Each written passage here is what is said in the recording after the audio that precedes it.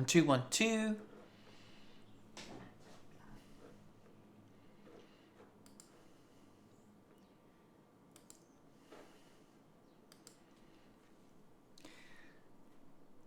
Good morning, everyone. Here a little bit early today. Well, a day early than usual. So just popping in for pre-show. If you don't want to watch the pre-show, everyone, just skip ahead because we've got roughly about 10 minutes where I can answer Q&A for you guys. And I will stick a timeline down. Actually, I better start that timer. Let me just go there. So I will have on the timeline down below everything that's going to happen, so you don't have to sort of watch the pre-show and everything else. You can just skip to the story that you want to actually get to. Remember, today's show is predominantly about Sony news, so if you're not really interested in that, you may want to switch off. There will be a couple of things, like I'm going to talk about the Peak Design Tripod, things like that with you, and obviously any other questions that you have as well. G'day Photomiak. Well, let's pop over and just see who's in the chat. So pop in and say hi in the chat. I am drinking Milo again today, guys. It's way too early. It's only 9:50 a.m. Here in the morning, so it's reasonably early. I'll go for my usual coffee after this. Let me just check who's here. So Oreo's here from the other side of the earth, he's saying. Also's also here. Dana's here. Langston's saying play with the kids, or these play with the horrible kids, or just sit here and wait for 15 minutes. Well, I'm a little bit earlier than that. Photomiak's here. Manuel's saying sup everyone.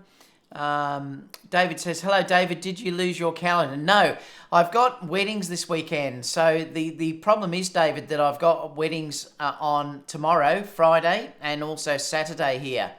So I've had to pop in a day earlier due to the fact that I've got 2 weddings in a row. That's the end of my wedding season tomorrow. On Saturday, though, it's winter starts. So I think my next wedding then comes in August. So I've got a bit of a break now where I can catch up on things. So that's good. But yeah, I've got a big wedding, location weddings that I'm doing over 2 days. So excited about doing that. So that's the reason why I'm here a day early today. Photomix, it's Sony news. He's going to walk off. Iron Debound says, g'day all. Manuel says, wow, you're dedicated, Photomiac. Steve said, greetings all. The Panda said, Panda is invading. G'day, Panda. Michael says, bam, in the house. Good to see you here back, Michael, after all your shooting. We're doing the movie and stuff like that. Can't wait to see your images that you've got there. Looking forward to seeing them. Barry says, good morning, David. Michael says, just Photomiac, what's up? Yeah, Photomiac too, we're going to have to organise eventually too. Let's get together and try and do a shoot too while we're in Vegas together. Love to do a desert shoot or something with you. Mahana says, hi David, hello from rainy Corona, California. So you're getting some rain over there. It's actually today is still really pleasant. It's 21 degrees today Celsius, which is I suppose in the 70s, I suppose. Fahrenheit, but then next week we get quite cold, so we are hitting winter. I think it's around about 15 or something next week Celsius, so I don't know what that is. It's probably 60s or something Celsius, but yeah, so it is starting to get cold next week. That's why I'm starting to wear a jacket, but today's okay. Photomix said, yep. Kyle says, hello David. I'm DeBrown said, just said what's going on. Yep. So I'm just going to have a little bit of pre-show. So fire away anything you like at this stage. Like I said, I want to have around about, well, there's another 5 minutes of this. Photomix says the biggest YouTube collab we'll ever see. I know it's going to be a big one, but we're going to have a lot of fun, Photomiac.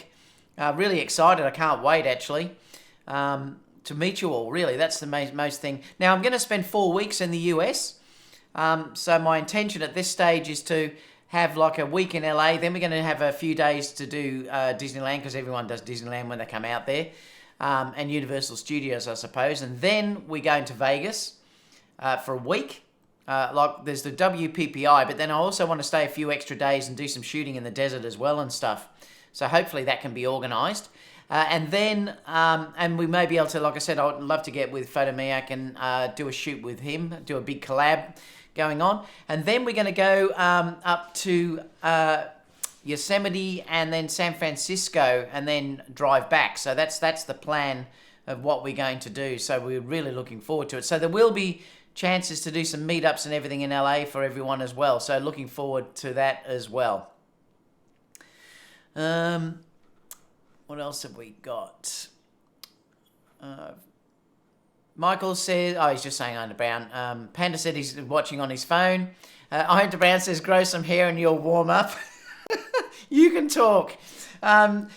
What else have we got? Photomix says, damn, 4 weeks, you're going to be like an expat. Yeah, well, we have 4 weeks annual leave here, but not that I'm on annual leave, because I have my own business, but Kerry has taken leave. We're very lucky in Australia because we get 4 weeks leave per year with pay, but then also we get long service leave as well, which after 10 years you get 15 weeks paid leave as well, and then that keeps growing all the time. So Australians are nearly always on holiday. We're very, very lucky, I suppose, in that regard. Yeah, so Kerry and myself will both be coming out, so looking forward to seeing you all. Langston says, just don't get him in trouble with the missus. Well, she'll be with me anyway. Mahina says, hi, David. Do you see perceptible difference in colour between the A6400 and the A6500? Well, look, I have noticed a little bit of difference, yes. And I did notice when I discussed that colour, we had that colour discussion the other day, that the A6400 was rated above that camera. So, yes, I think they have improved it. So, yeah, I think that's definitely the case. I think with each case where Sony has been releasing new cameras, they have improved the colour science. Like, they did improve it a lot compared to the A7 II. I noticed that when I got the A7 III and the A9. But they're definitely getting better and better as they go along. Now, today, I also am going to show you the 3 tripods that I use, because we're going to have a discussion about the Peak Design tripods that are coming out, and I thought I'd show you the 3 that I use, and we can talk about that sort of in the discussion when we talk about the Peak Design that's going to be released in about 6 months, I believe. Langston says, I saw that at a photo shoot once. It got uncomfortable. What was that, Langston? Dana said, Panasonic and Tower Jazz may just about to shake up the scene. Yeah, I noticed that Panasonic and Tower Jazz are starting to produce sensors, and that's good. Like I said, competition is always good. I suppose Sony too have sort of protected themselves in the market as well, because they brought out the Toshiba side of those things. I read an article the other day that was talking about that and saying that I think Sony were producing something like 70 or 80% of the sensors that we used in the marketplace, because it's used in phones and also in cars and stuff like that with, the dash cams and things like that. So I don't think Sony are going to have too much to worry about though, Dana. But look, competition is good, so I hope they do well. Yeah, I agree, Photo Miak. That Peak Design price is a bit crazy for what they're offering in that tripod. I mean, you can get a little bit cheaper if you, purchase it now and get that little bit of a discount, but it's still way too expensive, I think, for what they're asking. Plus, I'm a little bit over the crowdfunding, and I don't think Peak Design should be doing that anymore, seeing they're an established company. But I'll talk more about that later when we get into the article itself, because it'll be an interesting discussion to have with everyone. So David says, I'm thinking about coming down to Miami Beach in July, potentially. Oh, that's not for me, though. That's I know that Miami's... Miami, is that the Florida, though, isn't it? Amar says, I love you. Thank you for everything. Thank you so much, Amar. I really appreciate that. Photomix says, I don't mind that Nikon uses Sony sensors just as long as they don't use their colour science. I love it. Oh, that's funny.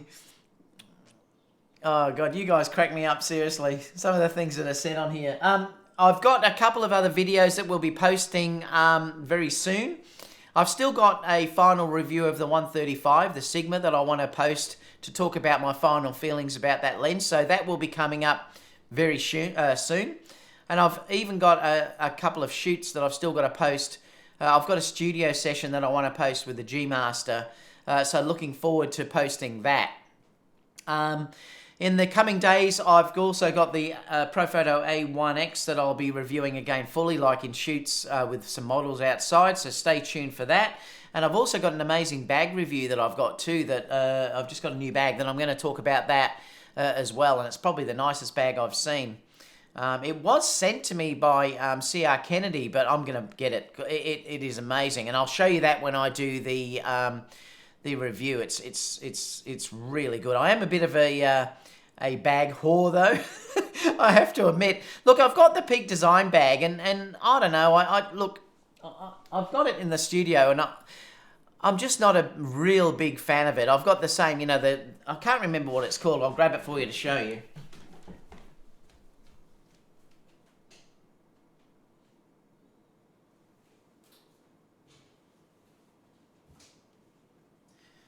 I mean, it's that one that I've got, which is Peak Design, but this is a bit small. This is just what I use if I'm going to carry something around that's small, but I'm always looking around for perfect camera bags, and I've got a couple that I use in the studio. I've got 3 or 4 bags that I use when I'm lugging around a bit more gear, but I've got a new one that they sent me, and I'm almost certain that I'm going to buy it because it has some amazing features. So stay tuned for that one, and I'll tell you why. And it's probably the one that I'm going to bring to the US when I come over. I just like some features about it that I'll show you about when I go through that. We're nearly time, so it's 1 minute, so I'm going to start in about 30 seconds, guys. Just let me say hi to everyone else. Langston says, yes, but do we really want to expose David Oastler to Florida? Maximel has said hi. It all is well. Yes, thank you so much. David Johnson says, let me know. I'm in Vegas 4th of July weekend. Gerald says, g'day Gerald, good to see you in here. Tony says, hi all. Unbox Tech says, try Atlas. I'm not sure what that means. All right, let me press on here because I'm going to say the show's starting at 11:30.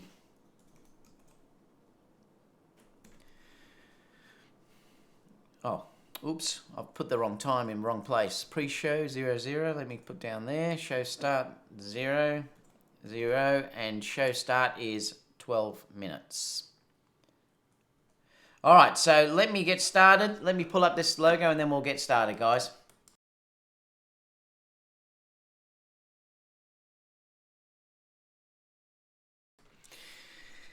Good morning, everyone. Just had a bit of a pre-show for a few minutes. Really excited about having a chat with you today. I am on a day earlier than usual, guys, due to the fact that I've got 2 weddings over the weekend. I've got one on Saturday and also one on Sunday. So Dion just said, are you coming to Sony Alpha on Saturday? No, I won't be able to, Dion. I've got a wedding, actually. So that's the reason why I've had to come up a day earlier. Normally, this show will be on tomorrow. Next week, it'll be back on the normal time. But due to the fact that I've got 2 weddings, I had to do this early. I didn't want to miss bringing it up with you guys and miss a week. So that's why I'm on a day earlier. I've got some interesting stories to share with you today.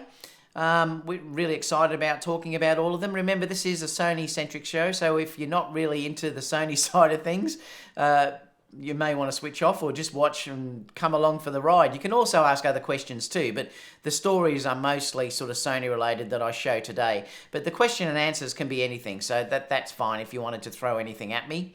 Well, also, I've got a couple of other reviews coming up. Stay tuned for that. I've got a great review coming up. Well, it's another review talking about the Sigma 135. I'm going to do a final review of that with you guys.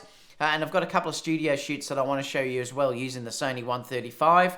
Got some Profoto A1X reviews to show you that I'll be doing in the coming days. And also a great bag review that I'll be coming up fairly soon. So there's some really good things coming up in the coming days. My wedding season basically finishes after this weekend due to the fact that we're going into winter. So then that will probably make a difference for me in what I'll be able to review and edit and things like that. So looking forward to that as well. So just quickly saying hi to everyone that's just popping in because there's a few have popped in. Unbox Tech Reviews has come in. What else have we got? Dion just asked if I was going. Sony Alpha Melbourne have a great meetup. If anyone is watching from Melbourne, they have a great meetup once a month. So if you join the Sony Alpha Melbourne Facebook page, it's always stated when the meetup's going to be. Unfortunately, I can't go this weekend because I'm doing a wedding. Otherwise, I would be going. And it's a great meetup, great bunch of guys. So if you are local, please go down there, and it's a great day. And Dion will be there, and you'll meet Dion there. Carl's here as well. Tony's saying nice. PD tripod, but too expensive. Yeah, I'm going to talk about that one sort of extensively and discuss with you what I use. Gerald's also in here. Oreo is just saying, hey, Sony Melbourne, morning coffee. We don't have such initiatives here. Yeah, we have one in basically Melbourne, Sydney, and Brisbane. I'm not sure if there's one in Perth, but we do have a number here, so it's a really good meetup. There's a great Sony community here in Australia, which is fantastic. Mahina, I think it is, says, are you shooting both photo and video? No, this weekend, all I'm doing this weekend is quite interesting. I've only done 2 weddings this weekend due to the fact that I'm shooting small weddings. When I say small weddings, Saturday is for 6 hours and Sunday is for 3. That's the only reason why I'll ever do 2 weddings, because I only usually ever do 1. If I've got a wedding on a Friday, I won't do a wedding on Saturday and Sunday. Weddings for me are not being about mass producing type work. I want to treat it as art. So I find if I do more than 1, I just can't give the second bride the same service that I gave the first one if they're a day after each other like that. So I usually only do 1 per weekend. But seeing these were short weddings, particularly the Sunday, which is the Saturday, which is only 3 hours, I decided that I'd take both. And particularly seeing it's the end of the season anyway, so it's the last 2 weddings for me. So normally I don't take 2. So these are only total photography, so there's no video involved in either of these. So it's only stills for these weddings. So what else have we got?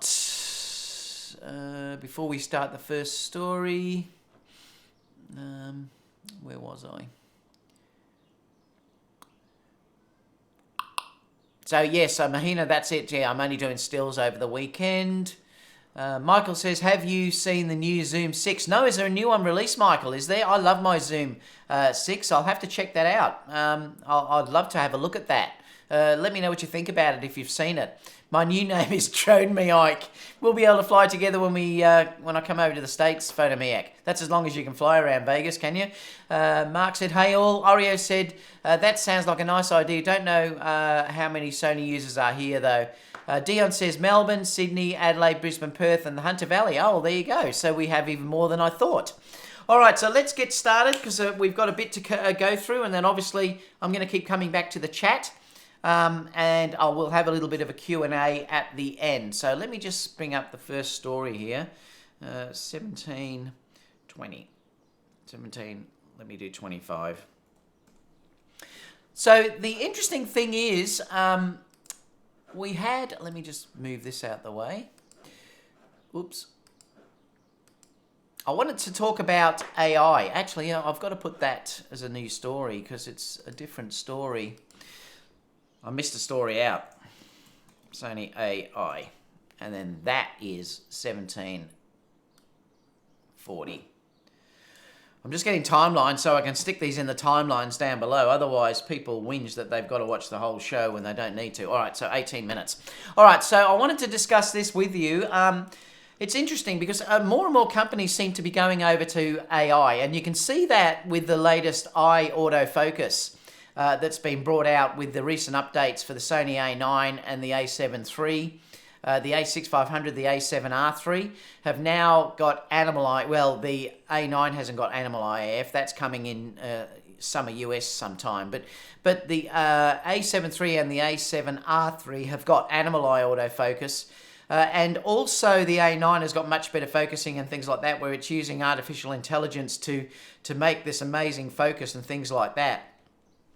In the future, you're going to start seeing more and more AI being used to do things like multiple exposures and combine multiple exposures and things like that. As the cameras get much faster, you're probably going to be able to take one shot. When I say one shot, it'll be the time of one shot, and it will take probably 5 or 6 different shots of different exposures and blend them in real time back together and you can just keep shooting that way. So you're basically, in effect, going to get like HDR, or this amazing dynamic range in camera right from the start. And it's going to have other things like, if you wanted to say correct automatically for gradients for skies in landscapes and things like that, you're going to be able to do all these amazing things. Animal IAF is another thing where artificial intelligence and things like that are working. The Sony new tracking in the A9 is using artificial intelligence to work out contrast between backgrounds and color and things like that. So it's totally changing the marketplace. Now, a lot of phones are already doing it. Things like the iPhone, and the Android phones now are all starting to do these amazing things in camera. I mean, I haven't got the Android, but the iPhone, particularly when you shoot, the way it does HDR in the one shots and blends it all together is quite amazing how you can get that beautiful sky and also the, say, a portrait exposed correctly for the ambient and things like that without, blowing one or the other out. And I think you're going to find more and more of that's going to come into cameras. But I noticed that they're saying here that they're going to start changing it and put the AI processing as part of the sensor hardware. At the moment, I think it's a separate sensor that's put in there that's doing all of this. But they're basically saying that the new sensors are going to have this all built in. And they're saying down here that approximately 80% of CMOS sensors are smartphones. They're saying how many sales are for smartphones. Although this market has matured, demand for sensors continue to grow in adoption of multiple sensors and larger size sensors in smartphones. And also, demand for time of flight sensors in smartphones is also expected to increase and stuff like that. But they're saying that one of the major areas of growth has been automotive sensors and edge AI, and basically it's saying that it's looking at things, distant measurement, etc. in the automotive fields. And I suppose some of the sensors may be used even for driverless cars and things like that are looking at distance and stuff like that. So all this stuff is eventually going to flow down to the cameras that we're using. I mean, it probably makes sense. If Sony are developing all this AI anyway, it's only a matter before this sort of is embedded in these sensors, because they're saying down here that stacked CMOS image sensors to be made more intelligent by embedding AI functionality to the logic layer. So in other words, I think it's going to mean that it works much faster and it'll become much more powerful over time. And I did think when you used to see what the phones were doing, it was really the only area where cameras had lagged behind in what you could do sort of in camera. Yes, you could do it in post, like when you were dealing with HDR and all these other things. You still can do it now, but it's not quick enough to really do it if things are moving and stuff like that. Whereas as cameras get much faster, these processors, you're probably going to be able to do it with things that are moving and stuff like that. So we're in for an interesting future, I think. I suppose the artificial intelligence could take us anywhere.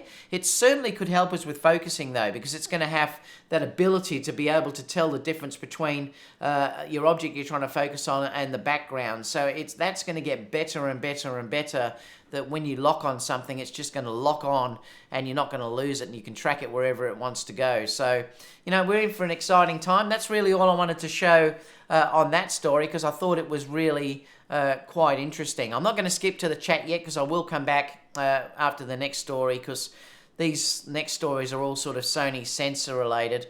Let me just put down here the market share, 23.05. So the next story that I wanted to discuss with you is market share.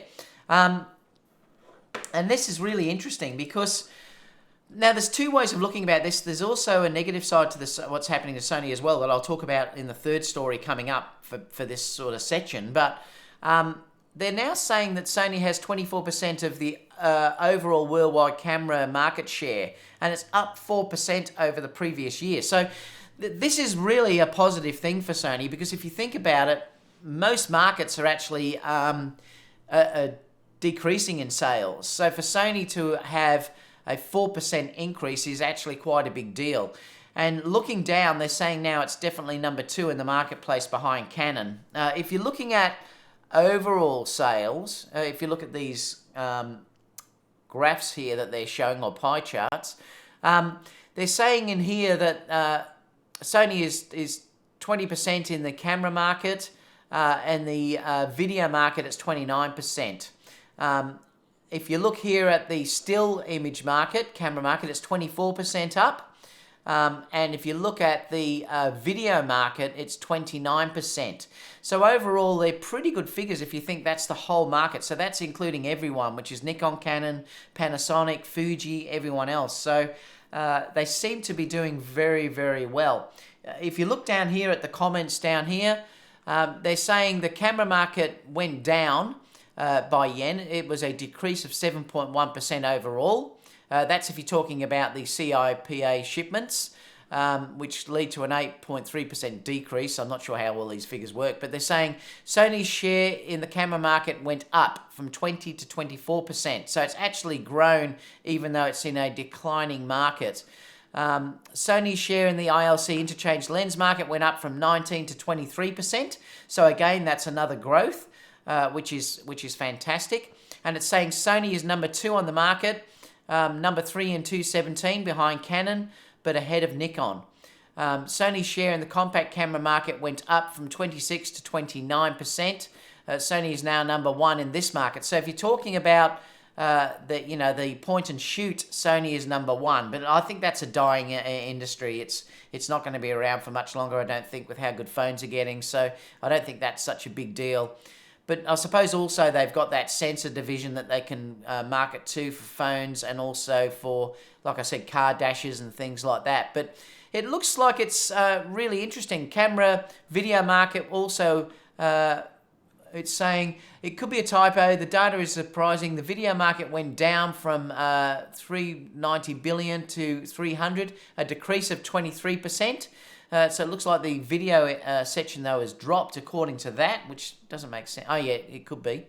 Sony's share in this market remains stable at 29. Okay, so it's 29%, but it has dropped slightly in the video market. So it looks like all of the growth seems to be in the mirrorless sector particularly, and they're still selling reasonably well with lenses and also point and shoots. But point and shoots, I think... if you're looking at the overall market, are going to decrease quite substantially in the next couple of years. Like I said, I think, within 5 years, we'll be lucky to see a point and shoot the way cameras or iPhones and Androids and everything are starting to sell.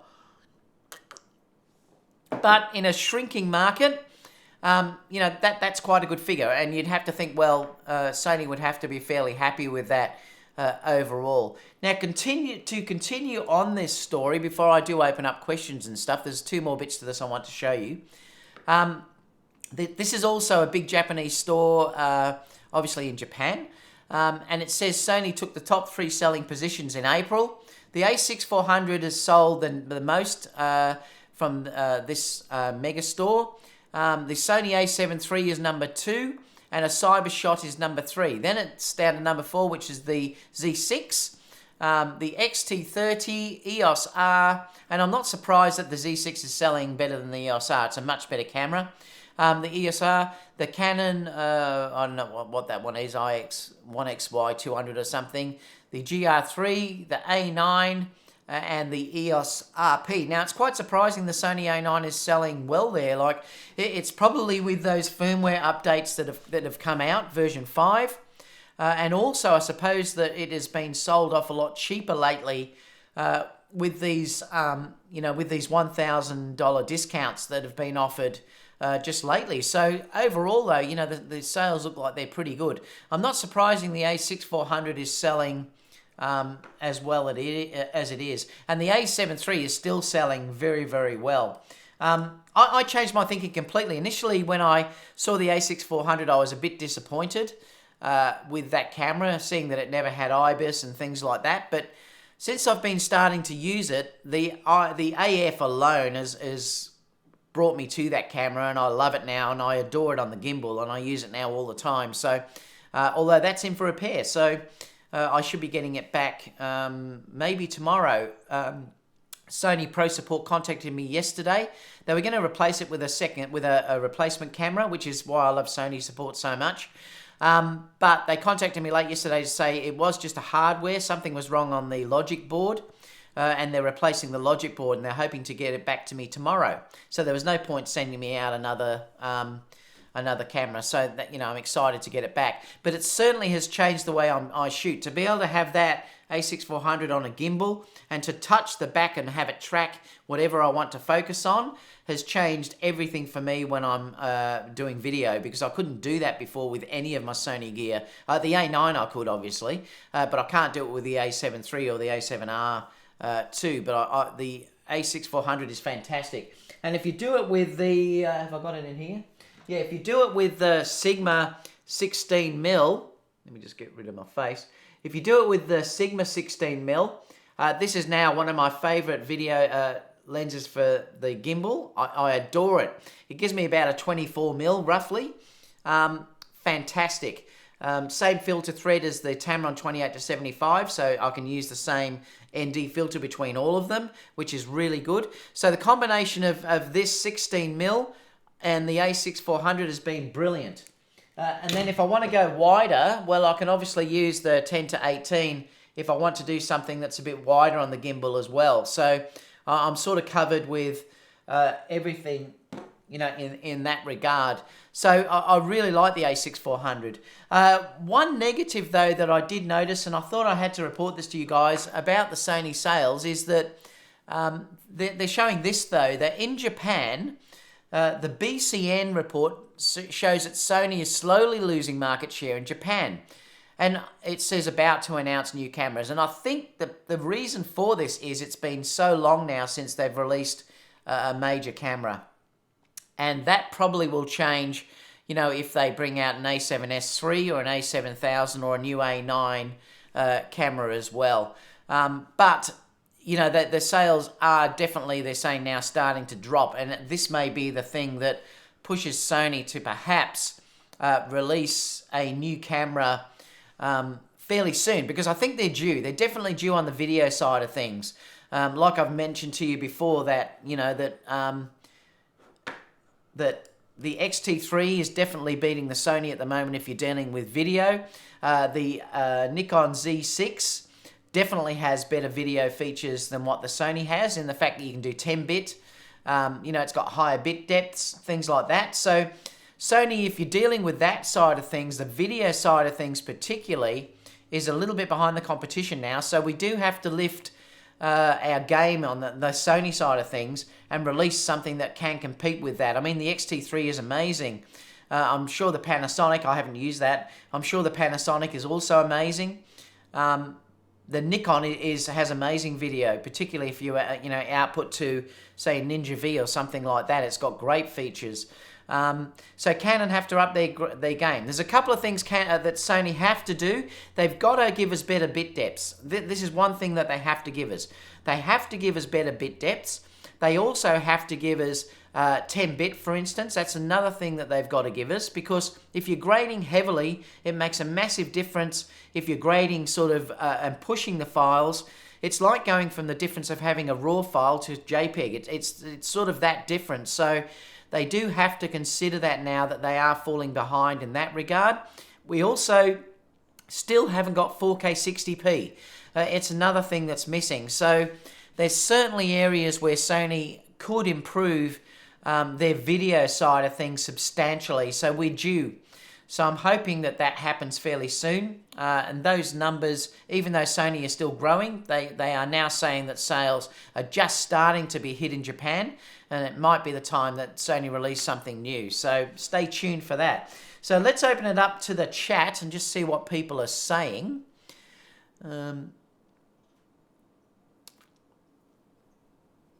Michael, if you had that, if you had the link for that new Zoom, post it in the comments, because I'll open it up and we can all have a look at it. Where were we?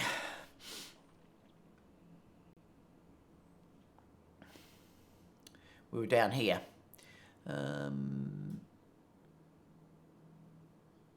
Michael said the new Zoom 6 is designed to not be able to clip at all. Oh, okay, so there's no clipping. That's cool. 192 hertz or 32-bit float, 96 kilohertz, thanks to Zoom's dual path AD converters. Unboxed Text Review says, for your information, I got the new Sony Remote Commander for my A6400, but Sony told me it won't work until the summer release of the new firmware. Oh, okay.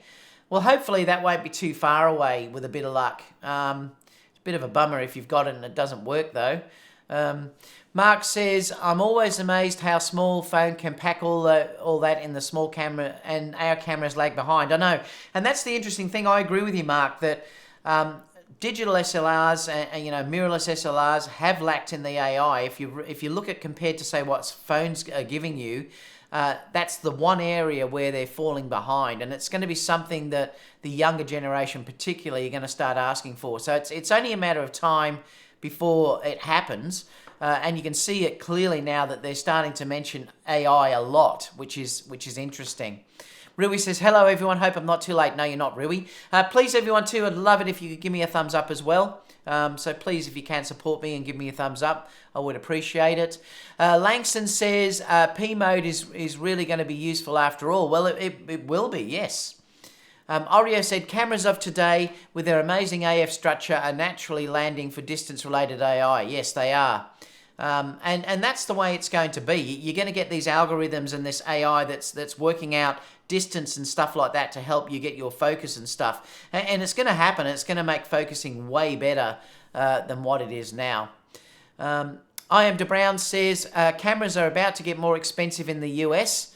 Sony might be hurting themselves by not releasing the new cameras. Oh, is that due to the problems with China? Owned Brown, or why are you saying they're going to get more expensive? Jamie says, why are they about to get more expensive? Yeah, we'll see what he says down below. Mark says, in my humble opinion, it's because software companies do just that. Software, getting the most software bang for the buck, whereas cameras, it's all about the optics first, software second. Yeah, but I think, Langston, that's going to have to change due to the fact that, no matter how you look at it, these cameras will be competing with phones in the future. They're starting to now. So they have to move ahead. If you can get that amazing AI features and you have the optics that you have in your mirrorless cameras, it'll be incredible. And I can't wait for that. The other thing too is it's also not only that, but it's also the software at the back of the camera. Now, why I just cannot understand why Sony, for instance, who do phones, and they do amazing phones, cannot put a similar operating touch system at the back of the camera. And I really don't understand why, that can't be done. We need like a phone interface, like when you open up a camera interface, that's what we need on the back of a camera. Now, some people may not want to use it, and that's fine. You can still use your normal analog controls the way you're doing it, but you should be able to have the option of using like your mobile phone on the back of a digital SLR. Now, I'm sure eventually it's going to come, and I don't really understand at this stage why no one has really done it effectively. But it's going to happen, but, we're still lagging behind, that's for sure. Nivak says, is Sony grabbing a bigger percentage of a smaller market or actually growing sales? No, I think if you read those figures, they're growing sales. Langston said it may be a little bit of both. I mean, it could be. It might be that's the total market, but the whole lot's decreased. And I'm not sure. Yeah, although all I know is that Sony sales are increasing, not decreasing. Unboxed Tech Review says, Panasonic about to release something the end of this month. Video-related camera. Yeah, it may be, I've heard rumours it may be a high-end video camera to replace perhaps, like to really up the ante against something like the GH5. Really push something out like that. Maybe full-frame version or something like that. Sounds exciting. Competition is good for everyone. G'day, Jim. Good to see you in here. Michael said, camera conspiracies. Sony, he takes a picture, loser. Oh, no, I love that. Every time he does that, it cracks me up. Unboxed Tech says, I'd like to see those digital SLR sales numbers. Well, I'm sure they're starting to drop. I mean, they will be for sure. All it takes really is for Nikon and Canon to bring out a high-ended spec mirrorless camera, and that is really going to finish their digital SLRs. Now that's why they didn't do it this round. That's why the Nikon Z6 never had 2 card slots. Let's face it, Nikon did not want to take money away from their D850. I mean, it's obvious what they did. They're not ready yet to lose that side of the market. If they brought out a camera that was basically the D810 that was mirrorless, people wouldn't buy the D810 anymore. I mean, let's face it, that it's going to happen. Nikon will eventually bring out a high-end model, just like Canon will, and then I think that'll be game over for digital SLRs. Nikon is right on Sony's ass. Well, they are, Photomic, particularly on the video side of things. Like I said, they've probably moved ahead of Sony for some video aspects. When does the Panasonic cameras come out? I'm not sure. There's rumours that it's coming out soon, though. Michael said, oh, he's just talking to Jim. Mark said, so what was Chelsea on when she carried... Oh, I'm not sure whether anyone watched that this morning. Chelsea put out a video, Tony Northrup's Chelsea, put out a video to say that, and I don't know what she was going on about. She was going on about that when she goes travelling, one of the big downfalls was that when she's going around, the settings change on the camera. I've never had that happen to me once. I've never had the camera settings change to me while I'm using it and go pick it up and go, whoa. So I don't know what she's doing to get the settings to be changing. She was talking about the wheel changes stuff. Well, I've never had it happen. I've got multiple Sony cameras. I lug them around all day doing weddings. I very rarely even turn them off. And I've never had that issue where she talks about them changing settings. I don't know how she got that. I really don't. I've got no idea. I think she's wrong. Either that or she's got a faulty camera, because I've never had that happen. So if you haven't seen it, watch Chelsea. She's just put a video up on YouTube talking about that, and it's one of the issues, but I don't agree with her. Looks like the Lumix was released already. Photomix says, Mark Frost, who knows? You can't take Chelsea seriously. Chelsea seems like a lovely person. I mean, she does seem like a lovely person, but I don't agree with what she said in that review, though. I just think that's false. There's something wrong with that, with her camera, if that's the case of what's happening, because I've never had that happen. And I use them... I mean, I'm rough with the gear. I'm not light with the gear. I lug them around all day, and I've never had them change settings. Michael said, unboxing tech reviews question, isn't Nikon recalling cameras again? Yeah, there's some cameras being recalled. But don't forget too, the A9 was recalled as well, guys. Let's keep it real. I mean, I haven't sent it back yet, but there is an issue with this hot shoe on the A9. I've got to send this back to get replaced, because apparently it can, I think it can disconnect or something, that there's an issue with it, that I did get a recall on it and I have to do it. So, you know, let's not kid ourselves. Sony have had it happen too, but Nikon have had a pretty bad run though with it. I mean, they had big issues with the D610. I had to send that back twice due to the fact it was getting oil leaking onto the sensor. I think the D750 has been recalled a couple of times. They've had issues with it, and now this with the new camera. It's not good though, I must admit. And yes, they are offering good customer service, so at least they're looking after their people, and at least they're being honest about it, so I agree with you. They're saying losers to poor Photomiak. More frequent than Ford recalls. Oh boy. Reviewers should know the gear they review instead of going off the cuff. Well, I just think what Chelsea was saying was, look, it's either wrong or she's got a faulty camera. There's no two ways about it, because I've never, if any of you guys had that happen, I've never had it happen. I use it, like I said, all day in weddings, and I've never had one of my Sony cameras change settings when I'm carrying it around. It just doesn't happen. Dion said Nikon Z6 and Z7 have been recalled. Yeah, both of them. Oh, so the Z7 has as well, have it? I thought it was only the Z6. Thanks, Dion. Oh, thank you, Tube Dylan. Thank you for all of your thoughts. Thank you so much for the donation. Really appreciate that.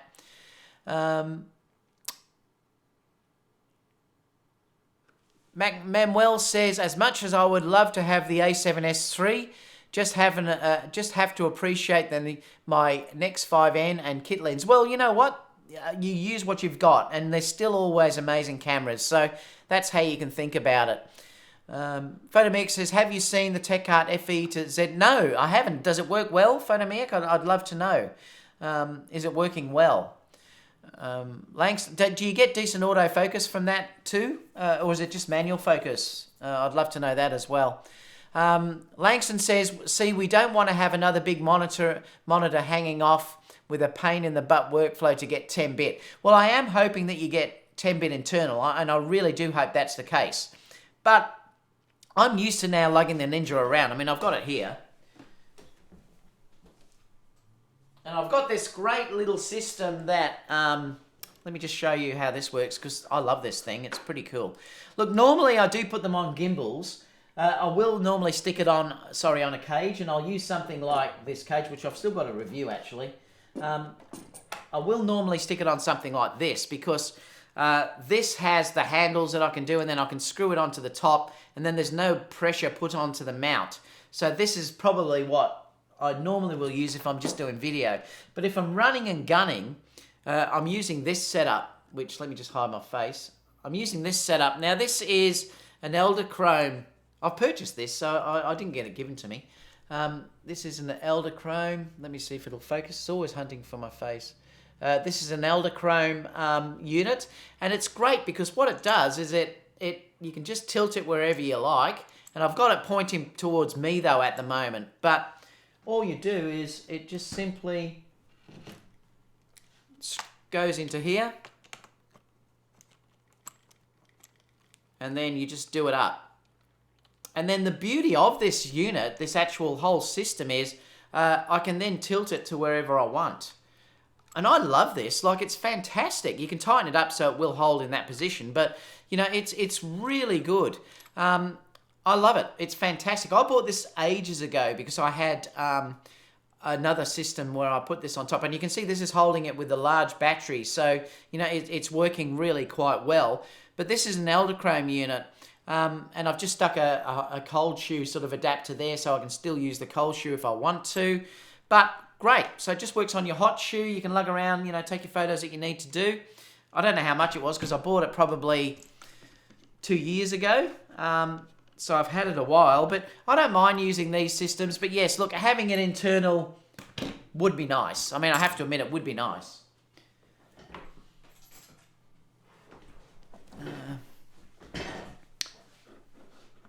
What else have we got in the chat before we move on?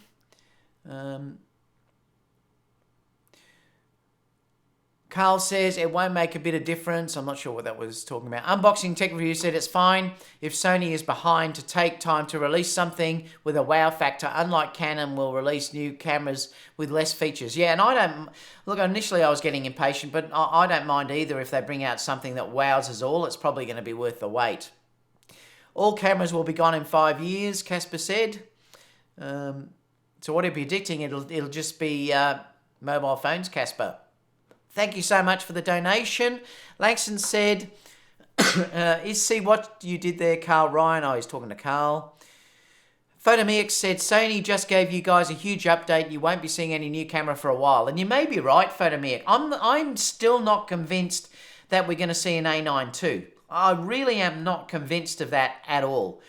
I wouldn't be surprised if we don't get an A9 II and they just release lenses.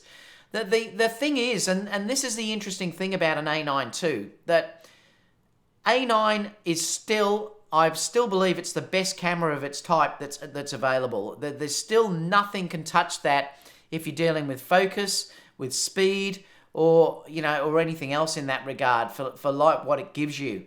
There's still nothing can get anywhere near it. With the new version 5 firmware that just came out, the tracking on that camera is insane. I mean, it really is insane. If you've got one, you know what I'm talking about. If you haven't got one, you need to try one to see what I'm talking about. The tracking is nuts. So I don't know if they will bring out an A9 because I'm not convinced it's needed.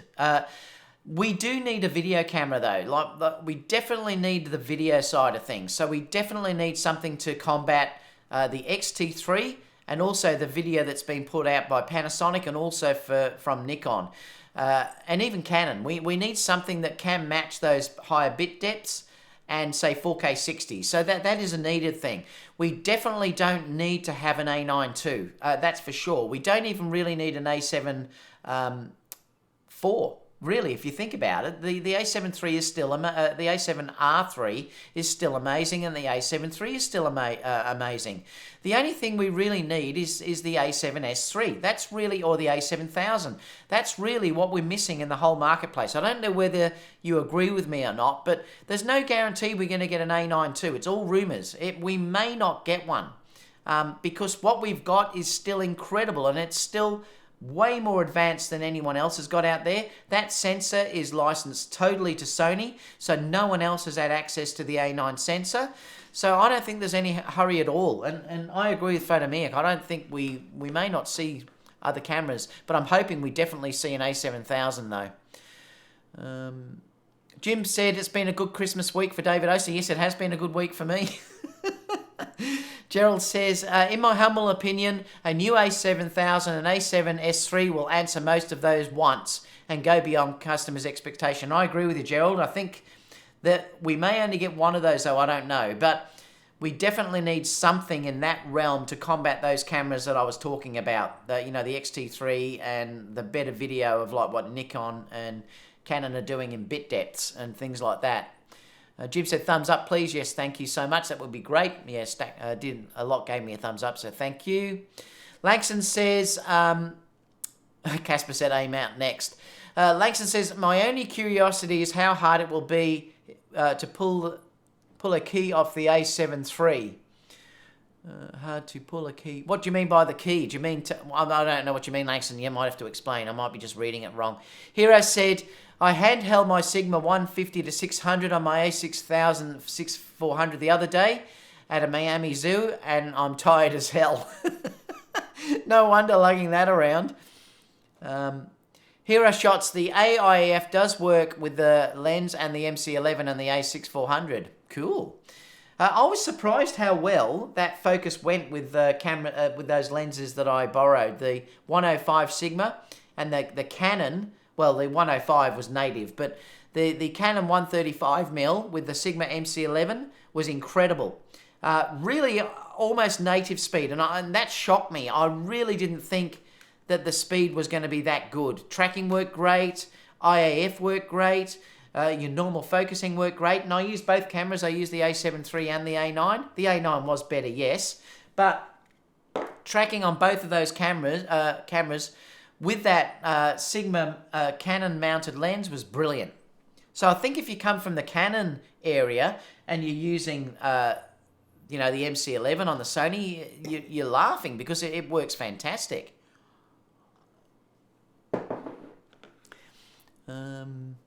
Gerald says, I got the new Sony wireless Commander and it will work with the A7R3 and the A7 III, and now A9 after summer firmware updates. Okay, so it won't work with the A9 at the moment either, Gerald. So it's the A6400 and the A9 that you've got to wait for the firmware upgrades. What did you think about it? Did you like that Commander? Oh, there we go, that product. Let me just open this up. Open a new window. I just want to have a look at this thing that Michael was showing. Ooh, I'll show you all so you can have a look at it. Oh, you're going to get me in trouble, Michael, honestly. I shouldn't be looking at stuff like this. I am a bit of a gearhead with audio stuff. Let me lower it down. So this is the new F6 multi-track field recorder. I wonder how big it is, though, like compared to what the Zoom H6 is. This looks like it's much... Oh, it may not be, I don't know, but it does look nice, doesn't it? It's $649, so it's not cheap, but that's not expensive for really good audio type gear, though. And I shouldn't look at this. Look, being a musician, well, an ex-musician, but being a musician, I Oh, it's, yeah, so you got your 3 XLR. Being a musician, this sort of stuff really interests me. I love it. You're going to get me in trouble with Kerry. It says 6 high gain, low noise preamps, Wave MP3 and Ambisonics record modes, 24-bit 192 kilohertz record and dual path AD converters. I mean, don't do it to me, Michael. Looks good. You can pre-order it. They're not saying when it's available July the 3rd. Oh boy. I can see myself getting in trouble again. Dana said, hopefully we will see some hardware changes too, like global shutter and curve sensors. Yes, I really am hoping that we do see a global shutter fairly soon, particularly for rolling shutter. And also to not have that, flash sync problem anymore, which would be fantastic. Iron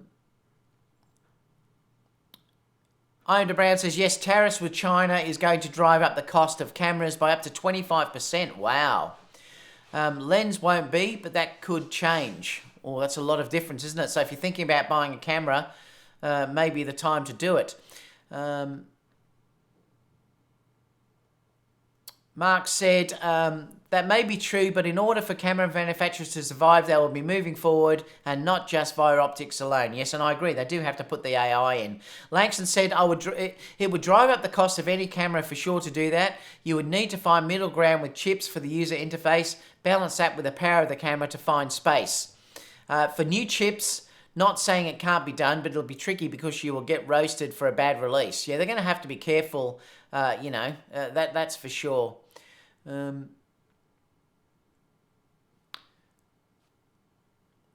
What else have we got?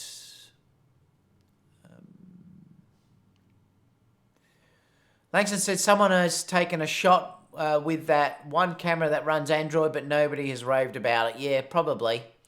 But, you've got to have a good company do it. You've got to have someone like Sony, Nikon, or Canon doing it. That's the way to do it, I think. Michael said, I was thinking the same thing, David, but I'm a Sony fanboy, so it doesn't count. I'm not sure what that was about because it's probably a while back. Where were these? Because some of these questions looked interesting. I also had Chelsea's problem. It was the result of my strap hanging the camera oddly and the buttons hitting my body fixed once I fixed the strap. Yeah, I've never ever had that happen to me, ever. So, yeah. Gerald says, Photomedic, but if Sony releases a great A7S III and A7000, Sony's ass will be harder to catch. Let me quickly scroll through these. Oreo said, the Northrops are just too clean on kick baiting for my taste lately.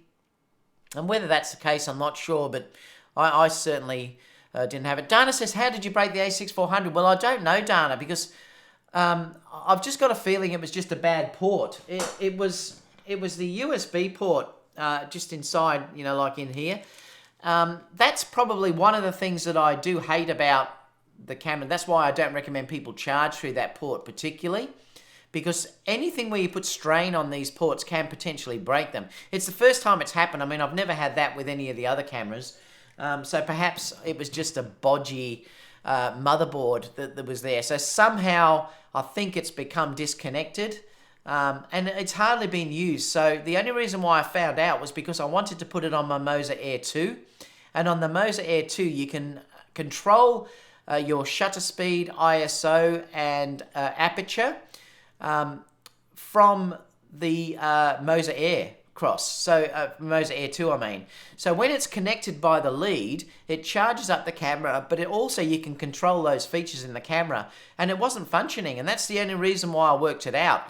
Now, I would have found out when the latest upgrade comes firmware, because you have to connect it to the computer to upgrade your A6400 firmware. So I would have found out then. And that's how I tested it, because I tried to charge it, it wouldn't charge. Then I tried to connect it to the computer, and it wouldn't show up as a drive on the computer. So I knew then it was the USB port that had become probably disconnected somehow. Anyway, it's been fixed, so it's not a problem. Anything with hardware can break. I mean, it just happens.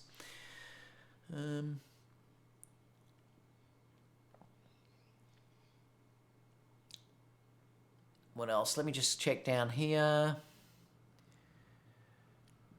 John said Chelsea probably got that large dial set to ISO. I had to set it like that and now disable the wheel.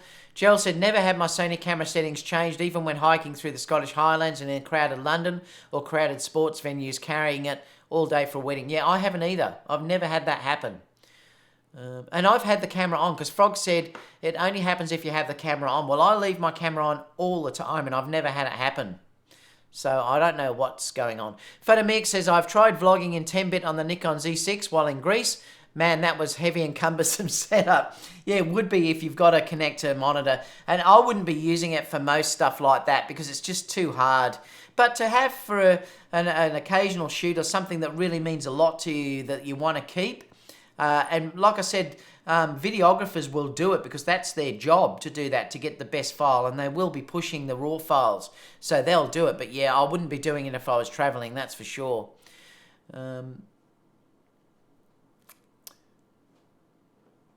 Mark said, switching the A7 R3 off while carrying it and turning it back on is instant, by the way. Yeah, it's very fast now. Torben says, didn't Chelsea complain about recessed buttons on the A7 II? Now they're not recessed on the Mark III bodies. That's wrong too. That's funny. Jess said, people need to take Chelsea and Northrop less seriously because their videos are more about raising awareness, because no one else on YouTube comes up with so many posts that are giving a hot debate. Ian DeBrown says, I bought the Eldachrome EVF holder 3 years ago. It was $199. I see you have got that. Yeah, it's not cheap, is it? But I do love it. Do you still use it, Ian DeBrown? Let me just come down here because I just wanted to thank Jim Penn. Thank you so much, Jim. Really appreciate that.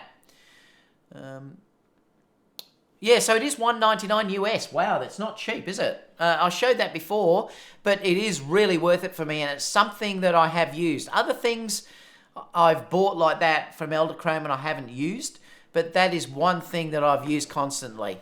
Really like it. Do you still use it or you don't? Andy says, didn't the president from Sony Imaging say bit rates was an easy firmware update on current cameras? Not sure. It may be. Whether the processor, though, can take it would be the issue, though. Brad is saying, g'day, Brad. I don't think cameras will disappear for a while yet. Instead, the marketing will continue to shrink, with only pros and buyers looking for luxury items remaining.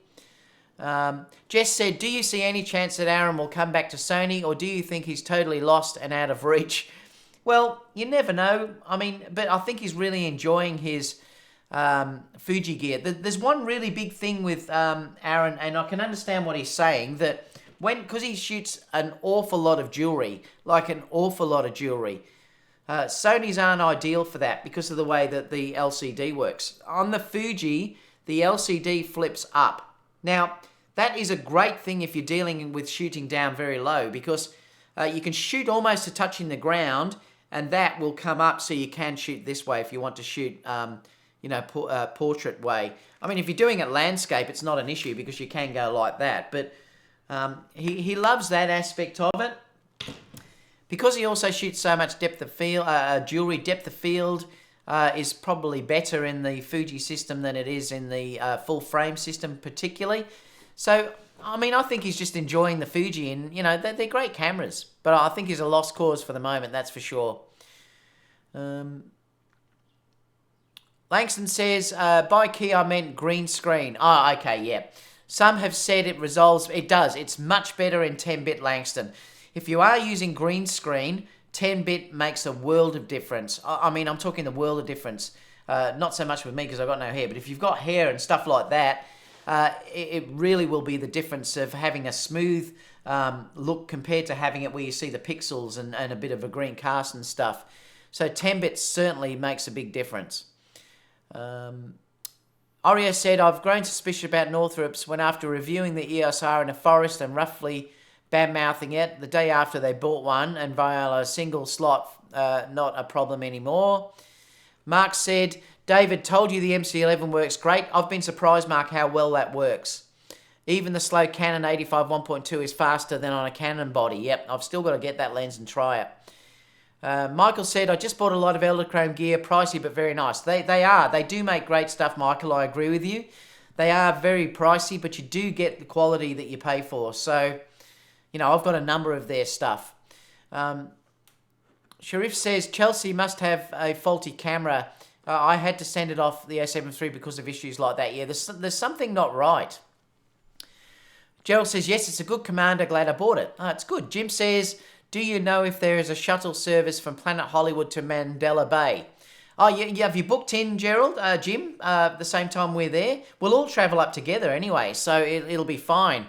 I know Gerald's staying. Guys, if you are coming to WPPI, Gerald and Jim, we're all going to stay at Planet Hollywood, so if you do want to stay there with us, we can all drive up together, which will be fun.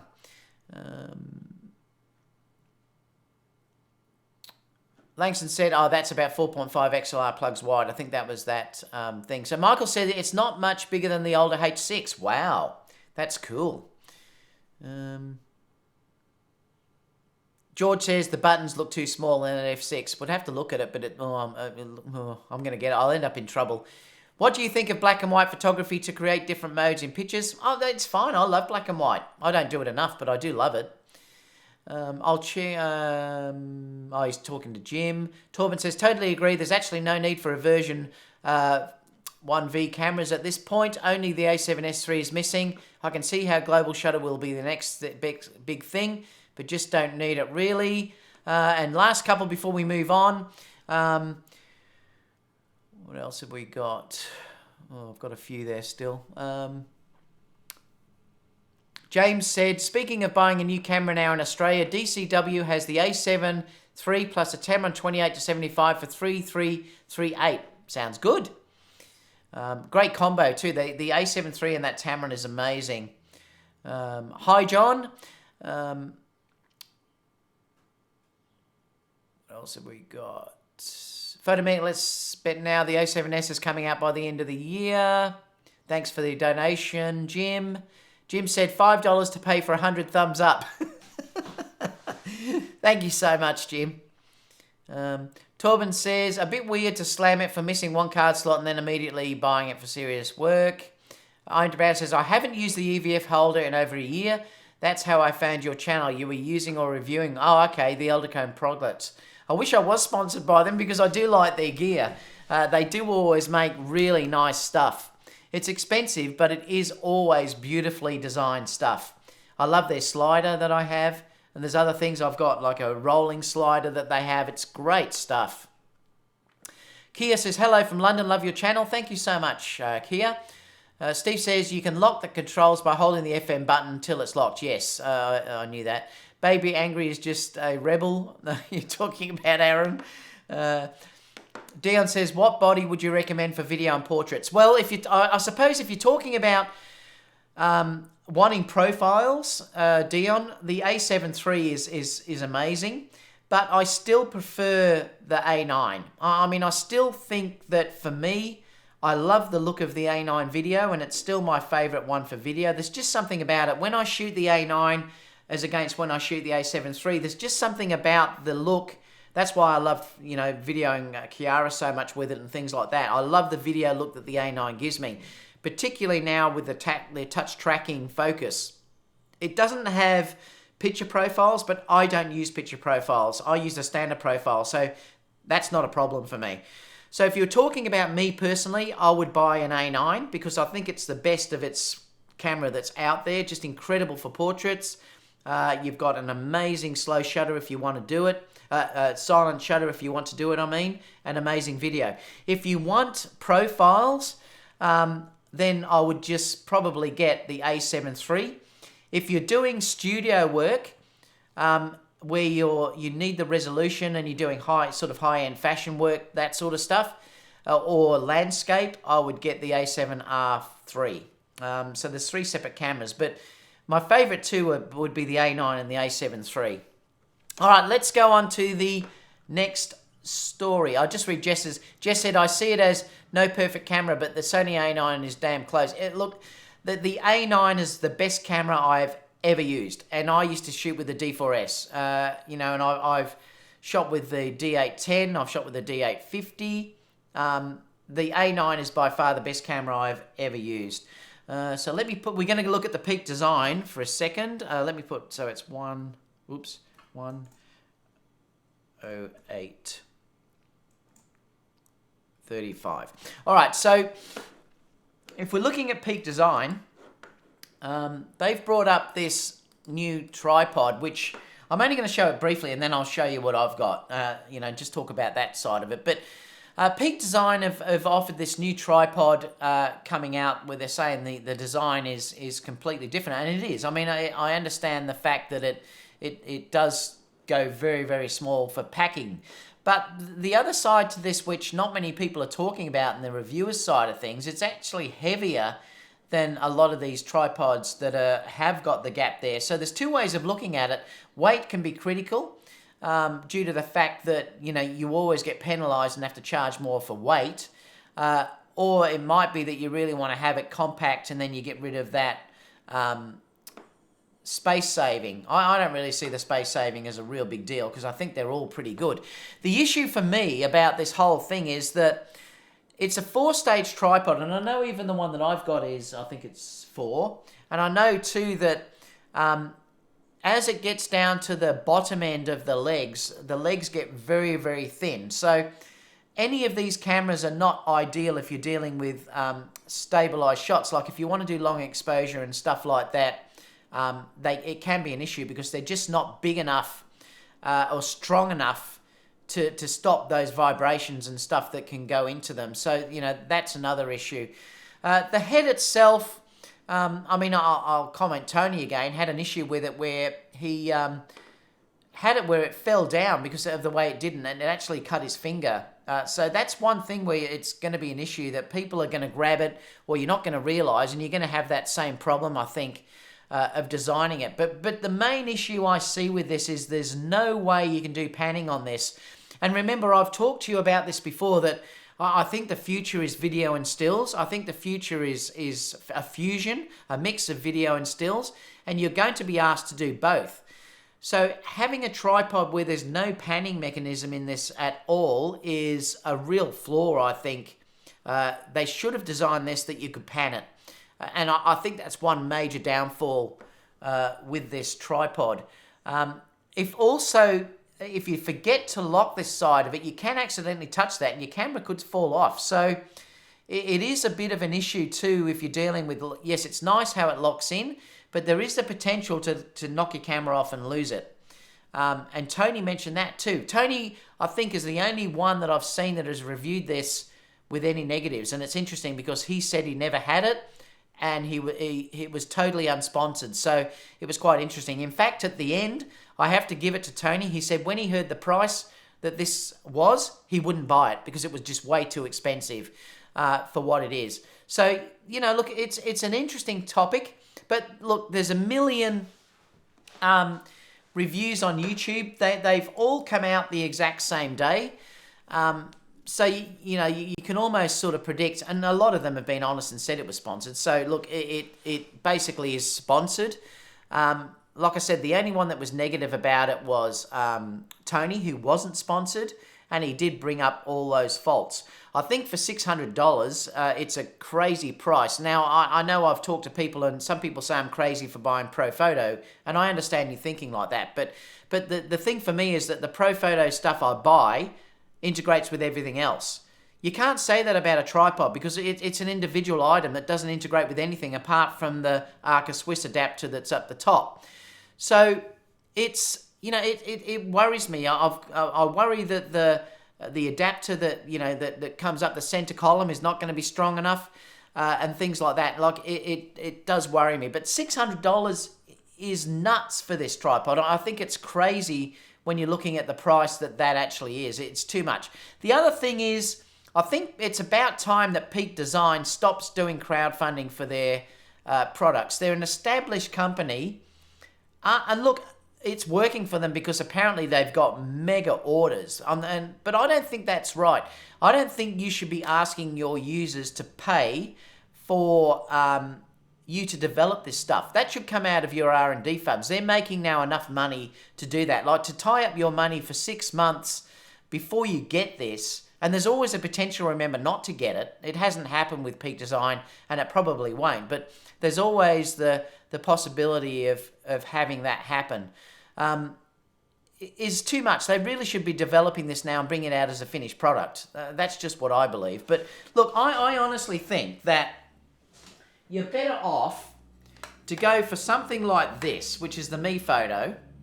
And I've paid for this myself. I mean, I did review one the other day for C.R.Kennedy, which was a Vanguard tripod, and I loved that tripod. But I mean, that was on loan for a review. This was something I purchased a while ago. And I love this tripod. It's tiny. I mean, you do have to fold, yes, the bits up to go like this if you're traveling, but you only do that when you're traveling, and then it becomes quite small. Let me just bring it up so I'll show you. Just whack myself in the face. So when you lock this up like that, it becomes quite small. So it is tiny. All right. Now there's little spaces in through here, yes, but this is lighter than what the Peak Design one is, and often it's more about weight for me, when I'm traveling than I am about anything else. But this is half the price. This is half the price of what you're going to pay for that, for the Peak Design one. And the other thing too is this has a monopod built into it. So if you travel, and remember, a lot of places, like when I went to Paris, other places, I couldn't get in a lot of places with the tripod. They said, nah, you're not going in. But they would let me go in with this, which is the monopod. So if I did need to do slow shutter speed, I can handhold it with the monopod, and that works. So you're not only getting the tripod in this, but you're also getting a monopod as part of this system as well. It's carbon fiber. It's Arca Swiss. It has a panning head, so you can pan on this if you want to, so it will pan, which you can't do with the Peak Design. So I think for the price, it's way overpriced. It should be comparable to this in price. It should be the same price as this, and then you'd say, yes, I think it's a good buy. But for $600 for that, it's crazy. So that's what I use for my travel tripod. If I want to get a bit more serious, like if I'm doing more slow shutter speed type stuff, I'll use the Gyatso. No, I think that's how you pronounce it. This is the T8350, this one. And I don't know how you pronounce the name, but I'll just bring it up so you can see it. Let me see if it'll focus. It's always looking for face detection. I'm using the A7 III, so it's just not... Oh, I'm on center focus, hang on. So I'm using this Gyatso or whatever it's called, but I love this tripod. This is a great tripod. Now, if I'm doing things where it's long exposure and stuff, you need something that's got more stability. So this is also carbon fiber, very, very light, but it is much bigger. I mean, if I wind this up, I'll show you the sort of size, just so you can get an idea about... I mean, it's not huge, but it's much more stable than what the Profoto is. So if I wanted to do something that is more stable, I would use this. Alright, so I'll use this tripod. Now that's about the size that this one is. It doesn't fold up any more than that though, but that's the size. You know, you can pan with this, you can do whatever you like. Great head that's on it. And again, I can't remember the price of this. It may be expensive, I don't know. But, you know, that's my medium-sized tripod that I'll use if I go traveling and I want to use something that's stable. My main one that I use for video is very expensive. Now I use this one. So I'm using the Miller. This is the Solo. This is huge. I mean, this goes way over my head. I mean, it probably goes to 7 foot high. I don't know how big it is, but it's huge. Gorgeous head on this one. Beautiful dampening on it. Amazing. You know, you've got your typical thing under here where you can move the head sort of, you know, to any sort of shape or for leveling. You got multiple levels all over it. I adore this, and this is carbon fiber as well. Now this is still pretty heavy because this is a huge tripod. Miller are an Australian company. This is over $1,000. This is quite expensive, so you know this is up there with the best tripods in the world, I think. Stunning. I've had this for probably 3 years, and it's still as good as the day that I bought it. This could hold a truck on it. Basically, it's that strong. I mean, it's huge when you put it up, but you know, this is the ultimate sort of tripod as well. So I do have multiple tripods that I have.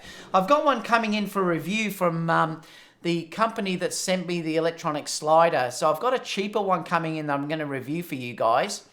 That's coming up, that's more of the typical video type tripod, and I might just give that away once I've done the review. They just asked me the other day, would I review it because it's a cheaper one, and I said, yeah, why not? I'm not going to keep it, but I'll probably give it to someone else.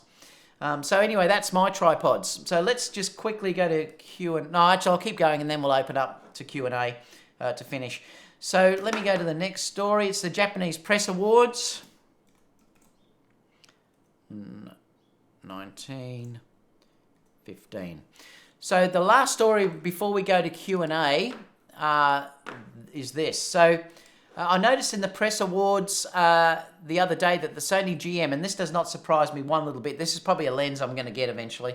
The Sony 24 GM got the best lens of the year, which is fantastic. And the second place also got was the Tamron 28-75. So how fantastic is that? The Tamron is still doing so well. I love that. I noticed too here, cameras, first place prize winner was the Panasonic SR1. Second place was the Nikon Z7. Third place was the Olympus EM1X. And then there's some other stuff coming down there, all different things. But it's two great lenses. One that I have, which is the Tamron.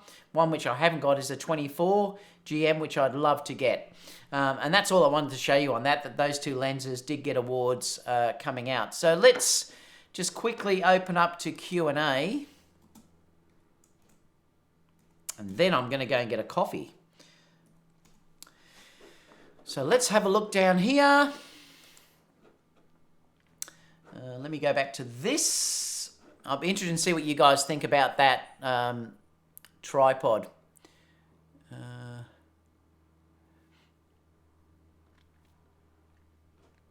All right, so let me come down here.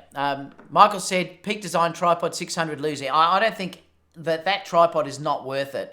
This tripod is worth $1,000.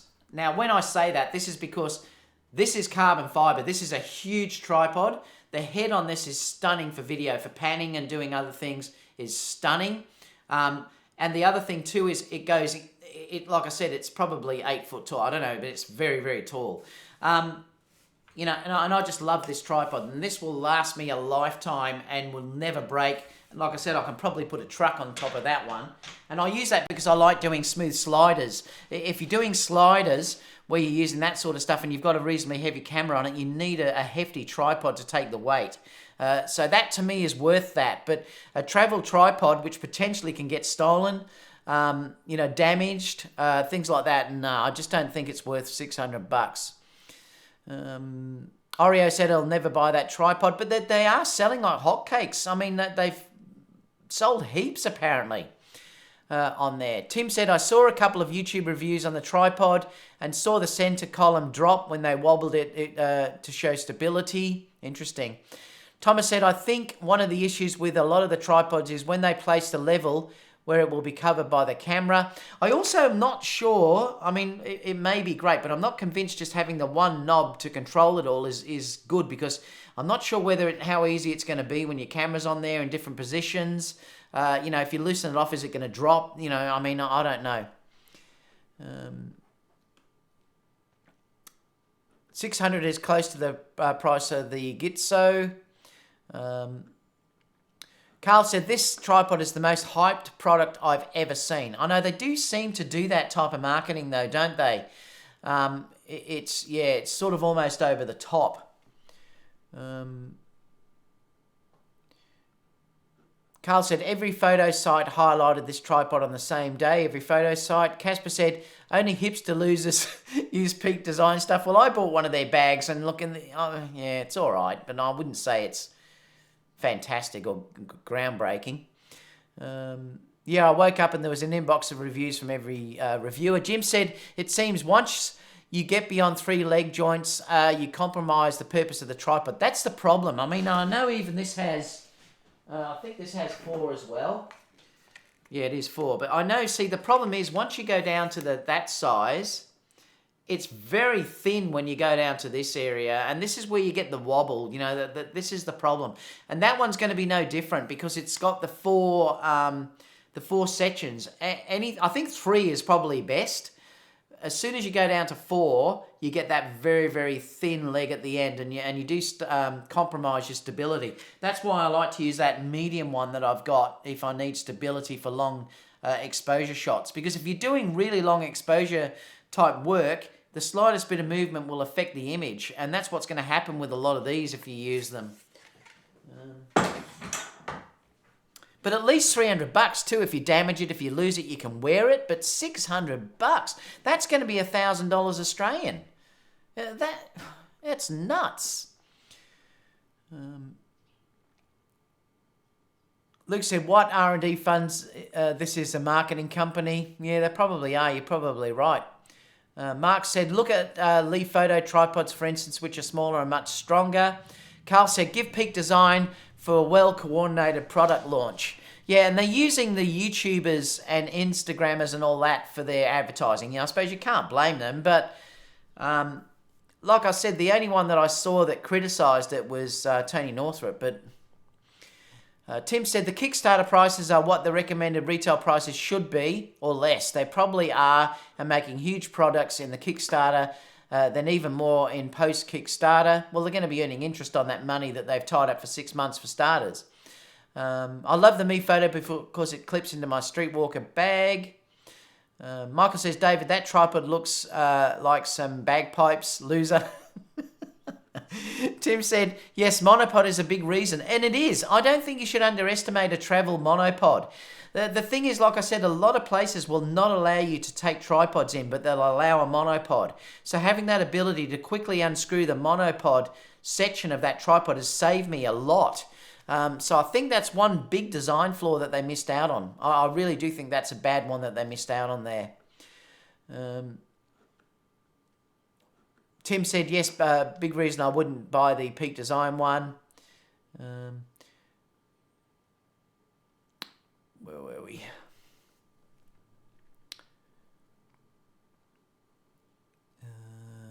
I think we're here. "Great campaign, but overpriced." Carl said, "It's the most hyped product I've ever seen." I read that before, I think. Yeah, I did. Thomas Gordon, this Bolt one, what's that one? Is that another product, is it? Let me have a look. Open link a new window.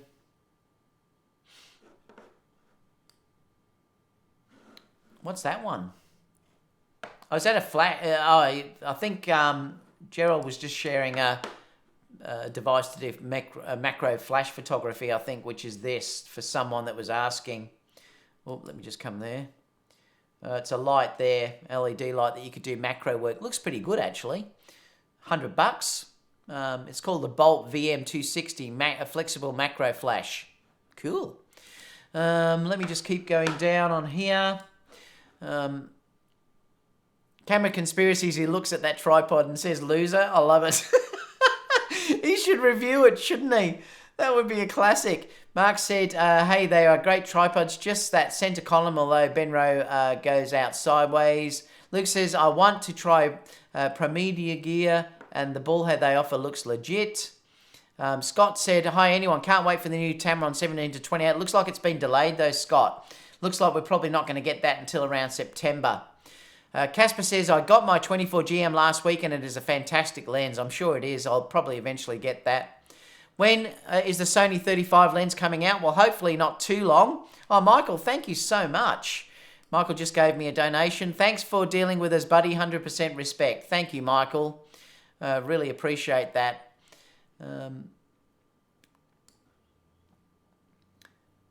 Yeah, so it looks like the 16 to 70, the 17 to 28 is going to be held up. I think pre-orders are going to open up now. They're saying around July, which will be that it's delivered probably in August, September.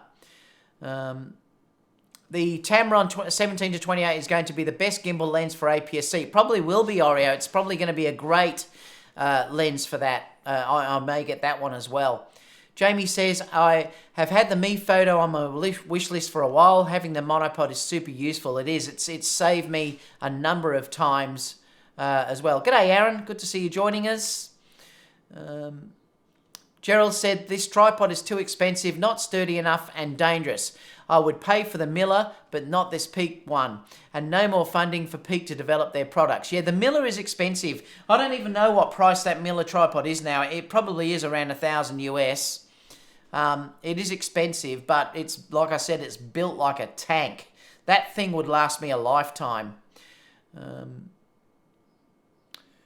No more funding for Peak Design to develop their products. I know it is a bit rude now asking people to crowdfund it, I reckon.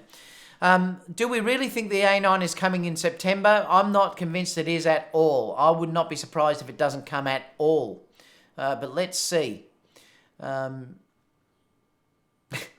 laughing at Jim because he said if I bought a tripod over 250, my wife would use it as a weapon. I love it. Gerald says, I'm divorced, so no worries for me. Michael says, David O, I joke around with you a lot, but thank you for all you do and keep us all informed and entertained, buddy. Oh, thank you so much, Michael, and thank you so much for the donation. Really appreciate it. Frog said, look up Maya Optic Gorlix, is it, to see how good this crowdfunding works. Scott said, Peak Design ads are all over my Facebook feed. They still are. They're there, I noticed this morning. Jim said, well-timed and placed banter. Man said, I do have the Sony USB lead that came with the cameras I bought as second hand. Do you need to use a supplied lead? Yes, you should. They do recommend that you use a supplied lead. There's problems sometimes if you are using third-party leads. So, yes, definitely recommend that. Iron to Brown said, I just fell asleep for 30 minutes and you're still going. Fancy falling asleep. We nearly finished though. Thomas said, thanks. Casper said, dang. Steve said, for us old blokes, you could always pretend your monopod was your walking stick. I love it. Jim said, thanks, please. Let's go for 100. What are we on? We're on 58. Thumbs up. Thank you so much, everyone, for the support. Thank you. I really do appreciate it. These always do go a long time, these shows, but oh well. Tony said, I've been offered a Mavic Pro for my 70-200 f4. Would you consider that change? No way. I love my 70-200 f4. I hardly use it. In fact, would prefer... Well, if you don't use it, I suppose then, Tony, it might be worthwhile to you. So if you're not using it at all, I use it all the time. But you know what? I'm not sure now how long I would use it if I... now that I've got the 135... I've got a feeling that I'm probably going to use a 135 more than I use my 70-200 anymore, just to do the fact of how that lens looks. I'll let you know in coming days how I use it. I'm going to try it on the wedding tomorrow and Saturday, so I'll let you know. The 100-400 is fantastic, I agree. All right, Barry has said it's 870 Australian. I'd have to pay for that tripod. That is nuts. For a travel tripod, that is definitely no-go. All right, guys. That's all, and I'll see you all in the next video. Like I said, I'm not sure how much I'll be on the next 2 days because I've got weddings. I will give a group hug to Kerry. Hopefully you can give her a big cuddle for yourself when you see her in the US in Feb, Jim. And I'll see you all soon for the next video, guys. I'm going to head out for my morning coffee. It's just about that time. Thanks so much for the support, everyone. Thanks for everyone that gave me a donation.